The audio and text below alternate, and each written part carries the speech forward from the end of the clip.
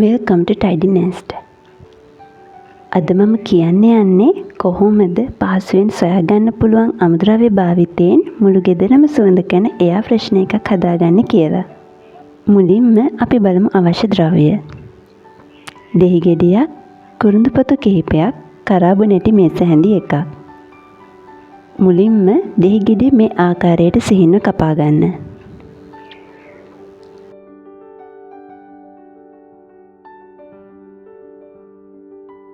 කුරුඳු පොතු ටිකත් මේ වගේ කුඩා කොටස් වලට කඩා ගන්න. කරාබු නැටිත් ටිකක් තලලා ගන්න මෙන්න මේ වගේ. කුරුඳු පොතු සිහින්ව කඩා ගත්තම සහ කරාබු නැටි තලලා ගත්තම ඒවයේ සුවඳ තව වැඩි වෙනවා. ඊට පස්සේ භාජනයක් ලිපේ තියලා ඒට වතුර කප් 1/2ක් දමා වතුර ටික රත් වෙනකොට සිහින්ව කපාගත් දෙහි කුරුඳු හා කරාබු නැටි එක් කරන්න. මෙහිදී කුරුඳු පොතු වෙනුවට කුරුඳු කුඩු වද භාවිතා කරන්න පුළුවන්.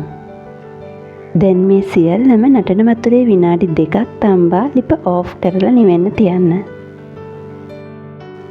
හොඳට නිවුණු පසුව මේ පෙරා ස්ප්‍රේ බොටල් එකකට දමා භාවිතයට ගන්න. මෙම එයා ෆ්‍රෙෂ්නර් එක මගින් මැස්සන් වැනි සතුන්ද මර්ධනය කරන්න පුළුවන්. බලන්න නිවසකට නැවුම් සුවඳක් ලබා දෙන මෙය කොච්චර පහසු ක්‍රමයක්ද කියලා.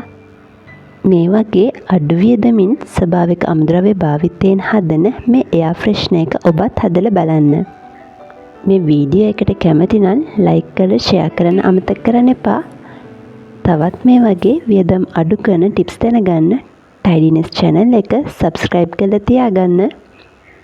සුබ දවසක්.